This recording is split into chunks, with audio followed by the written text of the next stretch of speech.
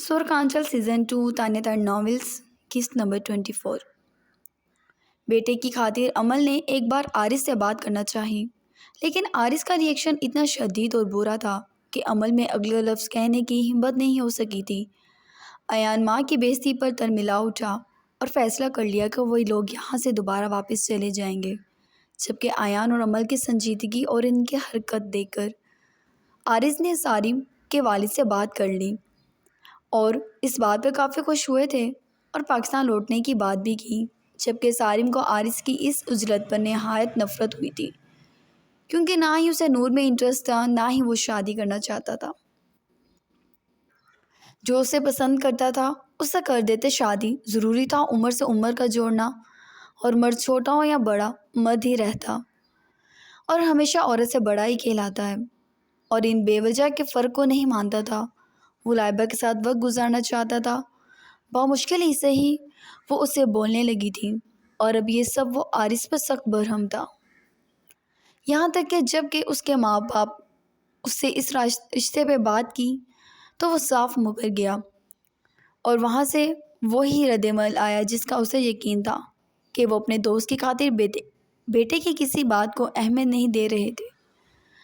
سارم تب بھی گیا جب وہ شادی ہی نہیں کرنا چاہتا تھا اس لڑکی سے، وہ کیوں زبردستی سب مل کر اسے اس کے ساتھ چپکا رہے تھے؟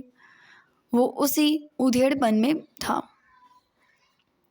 اور ابھی کچھ دیر پہلے بھی ڈیڈ سے بات کر کے اٹھا تھا، پارا ہائی تھا اور اسے نور سے بات کرنے کا سوچا، شاید اسے یہ بتانے کے بعد کہ وہ اس سے شادی نہیں کرنا چاہتا نور خود ہی کوئی اسٹینڈ اٹھا لے۔ وہ کمرے سے نکلا اور اوپر سیڑھیاں چڑھنے لگا۔ سب سے اوپر پورشن سالار کا تھا، اور وہ پورشن پورے گھر سے ہی مختلف تھا۔ درمیان میں منہا، روشانے اور نور کے کمرے تھے،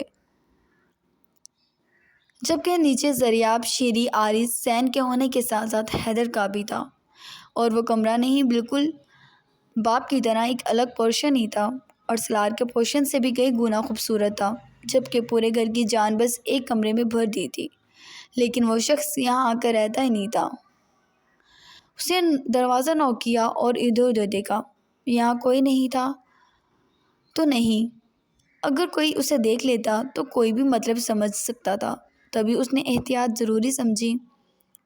نور کمرے میں ہی تھی، شاید اپنے انسٹیٹیوٹ جا رہی تھی۔ ایک دم پہلی بار سارم کو اپنے کمرے میں دیکھ وہ چونک گئی اور کچھ جھجک گئی۔ یہ جھجک فطری تھی، سارم نے البتہ ضبط سے دیکھا تھا اس کا یوں چونکنا پھر جھجک جانا۔ کیسی ہو؟ اس نے اخلاقتاً پوچھ لیا۔ ٹھیک ہوں، وہ ہلکا سا مسکرا دی۔ میں نے تم سے ضروری بات کرنی تھی۔ تم جانتی ہوگی عارض انکل زبردستی میری اور تمہاری شادی کرانا چاہتے ہیں، تو میں تمہیں صرف یہ آگاہی دینا چاہتا ہوں کہ میں تمہیں پسند نہیں کرتا۔ نور، ایسا نہیں ہے نہیں کہ تم اچھی نہیں ہو، خوبصورت نہیں ہو، اور یقیناً تم ہو، لیکن میں کسی اور کو پسند کرتا ہوں۔ تم ایک اچھی لڑکی ہو لیکن میرے لیے نہیں ہو۔ میں تمہیں یہی مشورہ دوں گا کہ اس زبردستی کے رشتے میں بندھنے کے بجائے تم ایان سے ہی شادی کر لو۔ وہ تمہیں پسند کرتا ہے، اور جو آپ کو پسند کرے آپ کو ہمیشہ اس کا انتخاب کرنا چاہیے۔ مجھے امید ہے تم میری بات سمجھو گی تاکہ آگے ہمیں کسی بھی مسائل کا سامنا نہ کرنا پڑے۔ میں شاید تمہیں کوئی خوشی نہ دے سکوں، تو پلیز ٹرائی ٹو انڈرسٹینڈ۔ نپے تلے لفظوں میں کہہ کر وہ باہر چلا گیا، البتہ نور یوں ہی شاک کھڑی رہ گئی۔ سارم جب کمرے میں آیا تو ایک اچھا احساس ہوا تھا، لیکن اس کے لفظوں نے اسے گویا ہوا میں معلق کر دیا۔ وہ جس سے اس کی شادی طے پائی تھی وہی آتا یہ مشورہ دے گیا تھا کہ وہ ایان سے شادی کر لے۔ وہ یہ بات اپنے باپ کو بتانا چاہتی تھی۔ بے سختہ اس کی آنکھوں میں آنسو پھیل گئے اور وہ نیچے عارض کے کمرے میں آ گئی۔ اس نے آج تک عارض سے کچھ نہیں چھپایا تھا۔ وہ نیچے کمرے میں آئی تو عارض بیٹھا کسی سے بات کر رہا تھا۔ جب سے شادی کا یہ ذکر چھڑا تھا وہ آفس کم جاتا تھا۔ سبھی اس شادی پر بخوبی راضی تھے، جبکہ نور کو محسوس ہوا کہ وہ سارم کے والدین سے بات کر رہا تھا۔ وہ لوگ کل آنے والے تھے، جہاں تک باتوں سے وہ تجزیہ کر سکی۔ عارض کے چہرے کی خوشی اور اطمینان دیکھ کر وہ الفاظ جو کہنے آئی تھی وہ وہیں جم گئے۔ ارے، نور بھی آ گئی ہے۔ نور سے بات کرو۔ عارض نے موبائل نور کے ہاتھ میں دے دیا۔ وہ سنبھل بھی نہیں سکی تھی۔ سارم کے ماں باپ اور بہن سامنے ہی بیٹھے تھے۔ وہ کافی خوش اخلاقی سے مخاطب تھے اس سے۔ وہ خاموشی سے سب کو دیکھنے لگی۔ کیا ہوا نور؟ آنٹی بول رہی ہیں۔ آیت نے بیٹی کا شانہ تھپتھپایا تو وہ ہوش میں آئی۔ وہ ہلکا سا زبردستی ہی سے ہی مسکرا دی۔ تھوڑی دیر ان لوگوں سے بات کی اور بوجھل دل لے کر وہ اوپر آ گئی۔ اگر وہ بابا کو یہ باتیں بتاتی بھی ہے تو کیا وہ مان لیں گے؟ کہیں انہیں یہ نہ لگے کہ وہ یہ کام ایان کی وجہ سے کر رہی ہے۔ ایان تو آج صبح ہی جا چکا تھا۔ امل اور ایان، حالانکہ سالار کبیر دونوں نے اسے روکنا چاہا، مگر عارض کے رویے نے اس کا بہت دل دکھایا تھا۔ وہ معذرت کرتی واپس چلی گئی۔ سالار اور کبیر نے عارض پہ غصہ بھی کیا، لیکن وہ اپنی بات سے ذرا بھی نہیں ہلا تھا اور اسے یقین تھا وہ مستقبل میں بھی اپنی بات سے نہیں ہلے گا۔ بے ساختہ اس کی آنکھیں نم ہوگی اور چاہنے کے باوجود وہ کسی کو کچھ بھی بتائے بنا خاموشی اختیار کر کے حالات کے دھارے پر خود کو چھوڑ گئی تھی۔ وہ نہیں جانتی تھی سارم کیا کرے گا آگے۔ شاید وہ خود ہی انکار کر دے۔ ہاں، جب وہ انکار کر دے گا تو اس کے لیے بھی آسانی ہو جائے گی، لیکن اپنے منہ سے نہ وہ یہ سب کہہ سکتی تھی اور نہ ہی اپنے کردار پر سوال اٹھوا سکتی تھی۔ نم آنکھوں کو اس نے صاف کیا۔ دل بوجھل اور افسردگی کا شکار تھا۔ ایسا نہیں تھا وہ سارم کو پسند کرتی تھی، بس اپنے باپ کی رضا میں خوش تھی، لیکن اب دل و دماغ کی کیفیت میں یکسر تبدیلی آ گئی تھی تو آنکھیں بار بار بھیگ جاتی۔ ڈاکٹر، میں اپنے بیٹے کو یہاں سے لے جانا چاہتا ہوں۔ گھر میں بھی اس کا اچھا علاج چل سکتا ہے۔ سالار کی بات پر ڈاکٹر کامران، لائبہ اور پاس سے چیئر پہ بیٹھے ضریاب نے اس کی جانب دیکھا، جس کے چہرے پہ پریشانی تھی۔ کس بات کی؟ یہ ان میں سے کسی کو معلوم نہیں تھا۔ بہتر تھا حیدر کی تمام ٹریٹمنٹ ہاسپٹل میں ہی ہوتی۔ وہ کسی بھی وقت اپنی طبیعت سے آؤٹ آف کنٹرول ہو سکتا ہے۔ اسے فوراً ٹریٹمنٹ ملنے پہ کم از کم کسی نقصان سے تو بچے رہیں گے آپ لوگ۔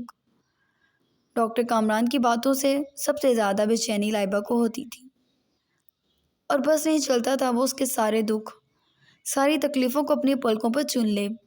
اس وقت بھی وہ بے چینی سے پہلو بدل گئی تھی۔ ڈاکٹر، میں نہیں چاہتا حیدر کو اس بات کی اطلاع ہو کہ وہ کسی مسئلے کا شکار ہے۔ میں جانتا ہوں اسے وہ اس بات کا کوئی بھی اثر لے سکتا ہے۔ میں چاہتا ہوں سب نارمل ہی رہے اور وہ اپنے ایکسیڈنٹ کو نارمل ایکسیڈنٹ ہی سمجھے۔ سالار اپنا مدعا بیان کیا۔ سالار نے اپنا مدعا بیان کیا۔ حیدر کو آپ لوگوں کو اس کی کنڈیشن سے آگاہ کر دینا چاہیے۔ ڈاکٹر کامران نے مشورہ دیا۔ نہیں، لائبہ بے ساختہ بولی تو وہ سب اب اسے دیکھنے لگے۔ ہمارا مطلب وہ جذباتی ہیں، خود میں یہ نقص محسوس کریں گے تو خود کو واقعی نقصان پہنچا لیں گے۔ وہ بولی تو یہ سب تو حقیقت ہی تھی۔ ڈاکٹر کامران گہری سانس بھر گئے۔ ٹھیک ہے پھر لائبہ، تمہیں ہر وقت حیدر کے ساتھ رہنا ہوگا۔ اس کی ویکلی رپورٹ، اس کی ڈائٹ، اس کی میڈیسنز، یہ سب مجھے ہر ہفتے تمہیں پہنچانی ہوگی۔ ڈاکٹر کامران نے لائبہ سے کہا، جبکہ لائبہ سر ہلا گئی۔ سالار مدھم سا مسکرا دیا۔ اس لڑکی کا انتخاب اپنے بیٹے کے لیے بالکل غلط نہیں تھا، اور جہاں تک رہی حیدر کی بات، تو وہ پیدائشی پاگل تھا، اور یہ بات تو وہ ابھی زمل کو بھی سناتا تھا، جس پر وہ اسے سخت خفا ہو چکی تھی، کیونکہ اپنی غلطی ماننا تو ان باپ بیٹوں نے کبھی سیکھی ہی نہیں تھی۔ نہ باپ اپنی غلطی کو اس عمر میں بھی مانتا تھا اور نہ ہی بیٹے اپنی بات سے پیچھے ہٹتے تھے۔ یہ رسکی بھی ہو سکتا ہے، آپ لوگوں کو بہت خیال اور احتیاط کی ضرورت ہے۔ وہ بولے تو لہجے میں فکر بندی تھی، اور حیدر کی کنڈیشن کی سنگینی سب سمجھ گئے تھے۔ سالار اور ذریعہ باہر نکل آئے، جبکہ لائبہ ڈاکٹر کامران سے ضروری ڈسکشن کرنے لگی تھی۔ وہ روم میں آئے تو حیدر سکون سے ٹانگ پر ٹانگ چڑھائے موبائل استعمال کر رہا تھا۔ دروازہ کھلنے پر ایک دم اسے ٹانگ سیدھی کر کے دیکھا اور باپ کی جگہ اگر لائبہ ہوتی تو زیادہ اچھا لگتا۔ اس نے گہرا سانس بھرا۔ ٹھیک ہو؟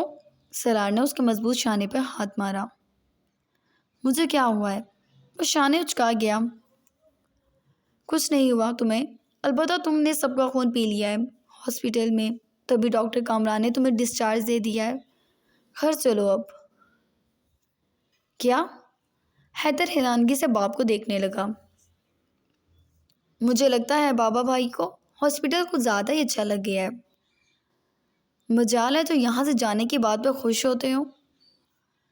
ذریعہ معنی خیزی سے بولا جبکہ مسکراہٹ الگ روک رہا تھا۔ حیدر نے پانی کی بوتل اٹھا کر اس پر پھینک دی۔ منہ بند رکھو اپنا۔ مجھے کیوں ڈسچارج کیا ہے؟ ابھی تو میں ٹھیک بھی نہیں ہوا۔ وہ تل ملا کر بولا۔ بالکل ٹھیک ہو تم، سالار نے اسے گھورا۔ اور تبھی لائبہ بھی کمرے میں داخل ہوگی۔ حیدر نے اسے ایسے دیکھا جیسے اس دنیا میں اس سے زیادہ اور کوئی قیمتی چیز ہی نہیں۔ لائبہ البتہ خاموشی سے اس کے پاس آئی اور اس کے ساتھ داخل ہونے والی دوسری نرس سے کہہ کر اس نے حیدر کے ہاتھ سے بنڈول نکالنے کے لیے کہا۔ نرس نے اس کا ہاتھ تھاما، ویسے ہی حیدر نے ہاتھ کھینچ لیا۔ میں کہیں نہیں جا رہا، وہ بھڑکا۔ حیدر، سالار نے ٹوکا۔ جب تم ٹھیک ہو گئے ہو تو یہاں رہنے کا کیا مقصد ہے؟ ویسے بھی زیمل تمہارا ویٹ کر رہی ہے، اور بچے ہو تم، جو ہاسپٹل پسند آ گیا تو اب یہیں رہوں گے۔ سالار اسے غصے سے دیکھنے لگا۔ حیدر کے ماتھے پر تیوری چڑھنے لگی جبکہ لائبہ نے ایک دم ہی آگے بڑھ کے اس کا ہاتھ تھام لیا۔ یہ کیا بکواس ہے؟ کل اقرار کیا اور آج بھیج رہی ہو؟ وہ مدھم آواز میں اسے گھورتا بولا تھا۔ غصہ مت ہو، آپ کی ڈیوٹی ابھی میرے پاس ہی ہے، وہ آہستگی سے اسے بتا رہی تھی جبکہ سالار اور ذریعہ کسی بات میں مشغول ہو چکے تھے، اور نہیں بھی ہوتے تب بھی حیدر نے ان لوگوں پر توجہ نہیں دینی تھی۔ تو کیا اب تم میرے گھر آؤ گی؟ وہ خوشگواریت سے بولا۔ جی نہیں، لائبہ نے ترچھی نظروں سے دیکھا۔ حیدر کی پیشانی پر بھی بل پڑ گئے۔ جب ڈاکٹر اجازت دیں گے تب آ جاؤں گی، وہ ہار مانتی بولی۔ اور وہ تمہارا شوہر؟ حیدر کو چین ہی کہاں تھا، لائبہ جیسے لاجواب سی ہوگی۔ آج ہی ساری باتیں کر لینے کا ارادہ رکھتے ہیں بھائی۔ اب ڈاکٹر ہمارے ہاں آتی جاتی رہیں گی، بلکہ ڈاکٹر آپ رات کا ڈنر ہمارے ساتھ کیجیے گا، میں آپ کو پرسنلی انوائٹ کرتا ہوں۔ ذریعہ آپ لائبہ کی جانب دیکھ کر بولا، جبکہ لائبہ نفی میں سر ہلاتی کہ حیدر کی گھوری پر سر اس بات میں ہلا گئی۔ ذریعہ ہنسنے لگا اور حیدر اپنی جگہ سے اٹھ گیا۔ یہ ڈاکٹر کامران ہے کہاں؟ حیدر باپ سے پوچھنے لگا۔ کیوں، تمہیں کیا کام ہے؟ سالار بھی اٹھا۔ نہایت نااہل ڈاکٹر ہے، ٹھیک ہونے کے بعد اس پر ہی کیس کرنا ہے میں نے سب سے پہلے۔ ایک پیشنٹ اپنے منہ سے کہہ رہا ہے بیمار ہے مگر پھر بھی اسے گھر دفع کرنا ہے، واٹ اے نان سینس۔ ٹھیک ہے، آ گئی ہمیں سمجھ، گھر چلو اب، سالار نے کہا تو وہ باپ کو گھورنے لگا۔ دل بالکل نہیں تھا یہاں سے جانے کا، وہ پیچھے کھڑی اسے دیکھ رہی تھی۔ حیدر نے پلٹ کر ایک نگاہ اس پر ڈالی اور جیسے آنکھوں میں ہی جتا گیا کہ میں انتظار کروں گا۔ لائبہ کچھ نہیں بولی اور وہ وہاں سے چلا گیا۔ میں اپنے گھر جاؤں گا، گاڑی میں بیٹھتے ہی وہ بولا جبکہ سالار نے اس کی جانب دیکھا۔ حیدر مجھے تنگ مت کرنا دوبارہ، یہ بات کہہ کر تم میرے ساتھ ہی رہو گے، سالار نے نرمی سے کہا۔ کیوں، کچھ انوکھا ہو گیا ہے کیا؟ حیدر نے مذاق سے کہا۔ بھائی آپ ابھی بالکل ٹھیک نہیں ہیں، جب آپ ٹھیک ہو جائیں گے بھلے آپ اپنی مرضی کر لینا، لیکن فی الحال ہمارے ساتھ رہنا ضروری ہے یار، زریاب اسے سمجھاتے ہوئے بولا، جبکہ حیدر اور زریاب کے بجائے سلار خود ڈرائیو کر رہا تھا۔ حیدر نے پلٹ کے زریاب کو دیکھا۔ مجھے اس زندگی کی بالکل عادت نہیں ہے جس زندگی پر آپ لوگ مجھے اس یوز لیس ایکسیڈنٹ کے بعد ڈالنا چاہ رہے ہیں۔ میں اپنے گھر، اپنی جگہ، اپنے لوگوں میں خوش ہوں۔ موم کی وجہ سے میں تم لوگوں کے ساتھ جا رہا ہوں، لیکن یہ طے ہے کہ میں اپنے گھر ہی جاؤں گا۔ اس نے اپنا فیصلہ سنا دیا۔ چلیے ٹھیک ہے، مرضی آپ کی۔ ڈاکٹر ذیشا کو اجازت تو صرف ہمارے گھر کی ہے، اور آپ یہ گھر کیوں آئیں گی؟ شاید ہاسپٹل تک ہی تھا آپ کا فلیٹ۔ زریاب نے اسے آڑے ہاتھوں لیا۔ کس نے لگائی ہے اس پہ پابندی؟ حیدر نے چڑ کر کہا۔ اس کے ماں باپ بھی ہیں شاید، نوابزادے حیدر صاحب۔ سلار جیسے ایک لفظ پر زور دیتا بولا۔ ایسی کی تیسی سب کی، دیکھ لوں گا میں، میرا خون پینے کی ضرورت نہیں ہے، وہ بولا تو زریاب ہنسنے روکنے لگا، جبکہ سلار کے لبوں پر بھی محسوس کن مسکراہٹ تھی۔ تم پسند کرتے ہو ڈاکٹر کو؟ سلار نے سوال کیا۔ ہاں شاید۔ وہ ایک دم چونک کر حیدر کو دیکھنے لگا، مسکرا دیا۔ آخر کو اس کا ہی بیٹا تھا، اپنی پسند سے بھی انجان تھا، ہو اس کے جیسا جواب دیا تھا۔ لیکن تمہارا اور اس کا کیا جوڑ؟ وہ جان بوجھ کے اسے چھیڑنے لگا، جبکہ زریاب مسکراتے ہوئے موبائل اٹھا چکا تھا، جہاں اس کے واٹس ایپ پر میسیجز کا ڈھیر لگا ہوا تھا۔ رشانے کے 2 دن پہلے ہوئے ٹیسٹ کا رزلٹ تھا، اور حیران کن طور پر وہ اچھے مارکس لائی تھی۔ وہ مسکرا دیا۔ انعام بنتا ہے، اس نے میسج کیا اور گاڑی میں ہونے والے گرم سرد ماحول پر دھیان دیا۔ ڈیڈ، میرا خون پی کر آپ کو کون سا ثواب ملتا ہے؟ حیدر بھڑکا۔ ٹھیک ہے، بھڑکو مت، سوچتے ہیں ڈاکٹر کا وکیل سے ملانا اتنا بھی مشکل نہیں، وہ بولا، جبکہ حیدر مسکرا دیا۔ ڈیٹس گریٹ، اس نے سکون سے کہا، اور انہیں کچھ نوک جھوک میں وہ تینوں باپ بیٹے گھر پہنچ گئے تھے۔ گھر میں حیدر کی آمد پر ایسے تیاریاں تھیں جیسے معلوم نہیں کون آ گیا ہو۔ یار مما، حاجی نہیں ہوں میں، ایسے سب گلے مل رہے ہیں مجھ سے، وہ بالوں میں ہاتھ پھیرتا بولا، جبکہ زیمل نے نم آنکھوں سے اس کے شانے پر تھپڑ لگایا۔ میرا بیٹا صحیح سلامت گھر لوٹ آیا، اس سے بڑھ کر اور کچھ نہیں میرے لیے، وہ مسکرا دی۔ حیدر بھی مسکرا کر ماں کو سینے سے لگا گیا، اور اچانک سب سے ملنے کے بعد اس کی سارم پر نگاہ گئی تو وہ حیرانگی سے اس کو دیکھنے لگا۔ یہ ڈاکٹر کا شوہر تھا، اس کے بقول۔ تو یہاں کیا کر رہا تھا؟ ایک دم زریاب جیسے سب سے پہلے ہوش میں آیا۔ میرا دوست ہے بھائی، آپ کی عیادت کو آیا تھا، وہ سنبھل کر بولا۔ سارم آگے بڑھا، جلن تو شدید ہوئی تھی کہ آخر وہ صحیح ہو کے لوٹ کیوں آیا تھا۔ تمہارا دوست؟ حیدر حیرانگی کا شکار ہوا، بلکہ جانے ہی والا ہے، بس آپ سے ملنے کو رک گیا تھا۔ ٹھیک ہے سارم، پھر ملاقات ہوگی، زریاب نے کہا۔ سارم وہاں سے ہٹ گیا، غصے سے اس کی پیشانی کی رگیں جیسے تنی ہوئی تھیں۔ ایک طرف آرس نے دماغ خراب کیا ہوا تھا، اور اب یہ نیا ڈرامہ۔ اس وقت لائبہ تو ہاسپٹل میں تنہا تھی، وہ اچھا موقع دیکھ کر ہاسپٹل کے لیے نکل گیا۔ حیدر البتہ مڑ کر اس کی پشت دیکھتا رہا۔ اس کے چہرے پہ کئی سوال تھے جنہیں گھر والوں کی گفتگو نے اس کے ذہن سے ہٹنے پر مجبور کر دیا۔ حیدر بھائیو، آپ یقین نہیں کریں گے، بتائیں کیا ہوا ہے؟ ایک دم رشانے چلتی ہوئی آئی اور زریاب کی پرتپش نظروں نے اس کے روشن چہرے کو حصار میں قید کر لیا۔ وہ گہرا سانس بھر گیا۔ معلوم نہیں کیوں دن بہ دن وہ اسے مزید اچھی لگنے لگی تھی۔ کیا وہ اس کے لیے اس کی مرضی اور پسند میں ڈھلنے کے لیے محنت کر رہی تھی؟ اس وجہ سے وہ اسے اچھی لگ رہی تھی؟ وہ مسکرا کر اسے دیکھنے لگا۔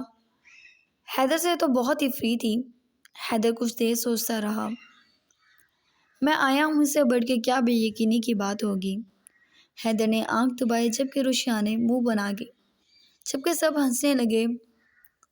اوہو نہیں بھئی، اور بھی کچھ ہے۔ وہ بہت خوشی جوش میں تھی۔ نکمی کا پہلی بار ہی کوئی ٹیسٹ اچھا ہوا تھا، وہ بھی کسی کی ہیلپ کے بنا۔ ذریعہ محظوظ کو نظروں سے اسے دیکھنے لگا۔ حیدر سوچتا رہا۔ تم پھر سے فیل ہو گئی ہوگی، سنا تھا کافی نکمی ہو۔ حیدر نے دکھتی رگ پہ پاؤں رکھ دیا جبکہ ایک دم بے ساختہ سب کے کہکے بلند ہوئے۔ ہیلو، بس مزید میں کچھ نہیں سنوں گا۔ سالار ہی بیچ میں کودا۔ ویسے بھائی نے کچھ غلط بھی نہیں کہا آپ کی بہو کے بارے میں۔ ذریاب نے بھی بیچ میں حصہ لیا۔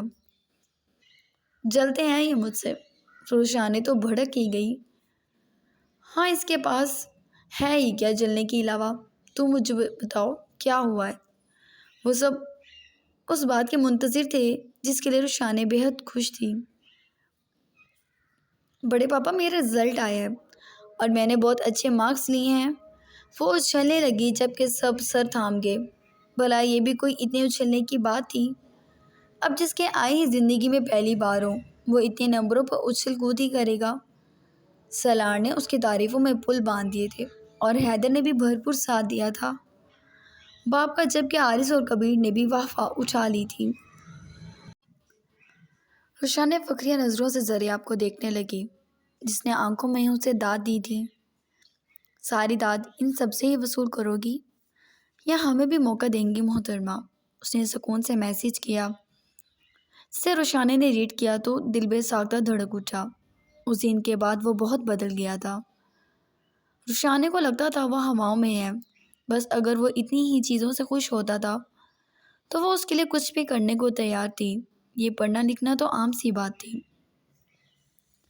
اس کی بات پر بے ساختہ روشانے کے چہرے پہ کھلنے والے گلال بے حد حسین تھے۔ ذریاب کی مسکراہٹ مزید گہری ہو گئی جبکہ اس نے اشارے سے اسے وہاں سے اٹھنے کا کہا۔ روشانے کا چہرہ تب ہی گیا جبکہ وہ خود اٹھ کر اپنے کمرے کی جانب جا چکا تھا۔ سب حیدر کے ساتھ پھر شادی کی ڈسکشن میں لگ گئے تھے جبکہ کھانا بن رہا تھا۔ شاندار ڈنر کا اہتمام تھا آج۔ روشانے میں اتنی ہمت نہیں تھی وہ اٹھ کر اس کے اشارے پر اس کے پیچھے چل دے۔ وہ زبردستی اگنور کر کے بیٹھی رہی۔ حیدر سے بات کرنے لگی جبکہ اس کا موبائل مسلسل بج رہا تھا۔ ذریاب غصے سے گھور کے کمرے میں چلا گیا۔ وہ سو کر اٹھا تو کھڑکی پر نگاہ گئی۔ رات کی تاریکی اسے دکھائی دے رہی تھی۔ اس پورشن میں وہ شاید ہی دوسری بار آیا تھا جبکہ یہ زبردست کمرہ اور لاؤنج نما ہال اور ایک الگ سے پورشن اسی کے لیے ڈیڈ نے بنوایا تھا، لیکن اسے رہنے کبھی نہ دیا۔ وہ تلخی سے مسکرایا اور اٹھ کر بیٹھ گیا۔ سر بھاری پن کا شکار تھا۔ اس نے موبائل اٹھا کر دیکھا اور یاد آیا کہ اس نے ڈاکٹر کا نمبر تو لیا ہی نہیں تھا۔ وہ سر جھٹک گیا۔ لگ رہا تھا اس کی اسکلز کا بھی ایکسیڈنٹ ہو گیا ہے۔ وہ کچھ دیر ادھر ادھر دیکھتا رہا اور پھر اٹھ کے کپڑے چینج کرنے اور فریش ہونے لگا۔ موڈ آف سا تھا اور فریش ہو کے باہر آیا تو سامنے ہی لائبہ کو دیکھ کر ایک بار پھر حیران ہوا تھا، اور لائبہ کی نگاہ اب تک اس کی جانب نہیں اٹھی تھی، یا شاید کسی کی بھی نہیں۔ وہ حیران تھا اور پھر جس طرح اسے سب کے ساتھ انوالو دیکھا تو دماغ میں نہ جانے کیوں اختلافات کی جنگ سے چھڑ گئی، جسے سہنے کی پوزیشن میں وہ شاید ابھی نہیں تھا۔ ماتھے پہ بل ڈلے وہ سامنے ڈاکٹر کو دیکھتا رہا جو نور، منہا اور روشانے سے مسکرا کر باتیں کر رہی تھی۔ وہ دوبارہ کمرے میں چلا گیا، حالانکہ اس کا منتظر تھا وہ، مگر اسے یہاں دیکھ کر سوالوں کی بوچھار نے اس کے سر میں درد شروع کر دیا تھا۔ وہ اپنے سر کے درد سے عاجز آ چکا تھا۔ بھڑکتے ہوئے اس نے کشن اٹھا کر پھینک کر مارا اور سر تھام کر صوفے پر ہی بیٹھ گیا۔ ایسا لگ رہا تھا یہ درد اس کی جان لے لے گا۔ بے ساختہ آہ نکلی تھی اس کے لبوں سے اور وہ صوفے کی پشت سے ٹیک لگا گیا۔ جھنجھلا کر کھینچ کر مکہ کانچ کی ٹیبل پہ مارا اور چناکے سے ٹوٹنے والی ٹیبل کی آواز نے باہر موجود لوگوں کے قدموں تلے زمین کھسکا دی تھی۔ ایک دم وہ حیدر کے پورشن میں داخل ہوئے اور اس کی کیفیت دیکھ کر لائبہ سب سے پہلے اس تک پہنچی تھی۔ حیدر آپ؟ اچانک اسے یاد آیا یہاں آنے سے پہلے وہ انجیکشنز لے کر آئی تھی۔ کل اس کا مکمل سامان یہاں پہنچ جاتا۔ حیدر ٹھیک ہو تم؟ پانی لاؤں؟ حیدر میرے بیٹے، کئی آوازیں تھیں جو وہ سن سکتا تھا مگر اس کے سر کے درد نے جیسے اجازت نہیں دی۔ وہ آنکھیں کھول کر کسی کو دیکھے۔ سر کے بڑھتے درد سے وہ اب چلانے لگا تھا۔ لائبہ سمیت وہاں سب کے اوزان خطا ہو گئے اور لائبہ نے بنا کچھ سوچے سمجھے اس کے گوشت میں انجیکشن پورا اتار دیا۔ انجیکشن لگتے ہی اس کی سرخ ہوتی آنکھیں نمی کا شکار ہوتی پلکیں واق ہوئیں۔ وہ فانوس کو کچھ دیر دیکھتا رہا اور اس کے بعد آنکھیں بند کر لیں۔ سیمل بے چینی سے رو پڑی۔ اس کا جوان بیٹا تھا وہ اور جس اذیت سے وہ گزر رہا تھا وہ کم نہیں تھا۔ سالار نے زریاب کی جانب دیکھا جو باپ کا اشارہ سمجھتے حیدر کے بھاری بھرکم وجود کو بامشکل اٹھا کر بیڈ پر ڈال چکا تھا، یہاں تک کہ اس کی سانسیں اکھڑ گئیں۔ کیوں ہوئی اس کی ایسی طبیعت؟ وہ ٹھیک تھا ابھی کچھ دیر پہلے۔ سیمل لائبہ سے استفسار کرنے لگی۔ لائبہ کو خود علم نہیں تھا، جبکہ سالار کے وجود میں کمال کے لیے نفرت میں مزید اضافہ ہو گیا۔ اگلی صبح اس کی آنکھ کھلی تو رات کی نسبت وہ بالکل نارمل تھا۔ جبکہ اس نے ارد گرد دیکھا تو زریاب وہیں صوفے پر سو رہا تھا۔ وہ چڑ گیا۔ وہ بچہ نہیں تھا جو اس کی پروٹیکشن کی جاتی، جبکہ کل رات اس کے ساتھ کیا ہوا اس کو کچھ یاد نہیں تھا۔ وہ رات کے بارے میں سوچنے لگا۔ اسے یہ یاد تھا کہ ڈاکٹر نے رات آنا تھا۔ کیا وہ اس کے بعد اب تک سوتا رہا؟ وہ خود پر ہی حیران ہوا۔ کیا ہو گیا ہے حیدر؟ وہ جیسے خود سے مخاطب ہوتا سر نفی میں ہلاتا، زریاب پر تکیہ اچھالتا لاپرواہی سے واش روم میں گھس گیا۔ فریش ہو کر تقریباً 10 منٹ میں وہ باہر نکلا تو زریاب ابھی بھی گھوڑے گدھے بچے سو رہا تھا۔ حیدر نے اپنی عادت کے مطابق تیار ہوتے ہوئے LCD آن کر لی۔ وہ لاپرواہی سے سرچنگ کرتا نیوز چینل تک پہنچ گیا اور نیوز چینل پر چلنے والی نیوز سننے لگا۔ یہ آدمی کہیں دیکھا تھا جو نیوز رپورٹرز کے بیچ میں کھڑا چلا رہا تھا۔ جی ہاں، حیدر مرتضیٰ کا لائسنس ختم کر دینا چاہیے۔ وہ اپنے ہوش و حواس کو بیٹھا ہے۔ وہ ایک مستقل بیمار مریض بن چکا ہے۔ حیدر مرتضیٰ جانا مانا وکیل، پاکستان کا روشن مستقبل۔ مجھے بڑے افسوس سے یہ کہنا پڑ رہا ہے کہ اس کی مینٹلی حالت ٹھیک نہیں۔ اور یہ رہی حیدر مرتضیٰ کی رپورٹس۔ اگر آپ لوگوں کو یقین نہ آئے تو اس رپورٹس کو دیکھ سکتے ہیں۔ مجھے لگتا ہے حیدر مرتضیٰ کا چیمبر ختم کر دینا چاہیے۔ حیدر مرتضیٰ دماغی مریض بن چکا ہے۔ اس حالت میں وہ اگر کوئی کیس لڑتا ہے تو وہ ناانصافی کر جائے گا۔ میری عدالت سے درخواست ہے اس بارے میں قانونی کارروائی کی جائے۔ یہ سب حیدر مرتضیٰ کے والد سالار مرتضیٰ چھپا رہے تھے، لیکن ایسا ممکن نہیں ہو سکتا۔ سالار مرتضیٰ کمال طنزیہ مسکراتے ہوئے کیمرے میں دیکھا۔ ایسا ممکن نہیں۔ حیدر مرتضیٰ یہ نہیں جانتا کہ وہ کون سا کیس لڑ رہا تھا۔ حیدر مرتضیٰ سنبھل گیا ہے۔ وہ دماغی پیشنٹ بن گیا ہے۔ وہ ایک پاگل ہے۔ برتن چھناکے سے گرے اور ٹوٹ کر بکھر گئے۔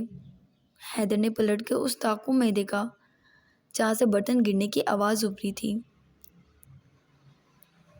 لائبہ دروازے میں ہی کھڑی تھی۔ وہ رک گئی تھی۔ ناشتہ لے کے وہ اسی کے پاس آ رہی تھی۔ زریاب ایک دم اٹھ بیٹھا۔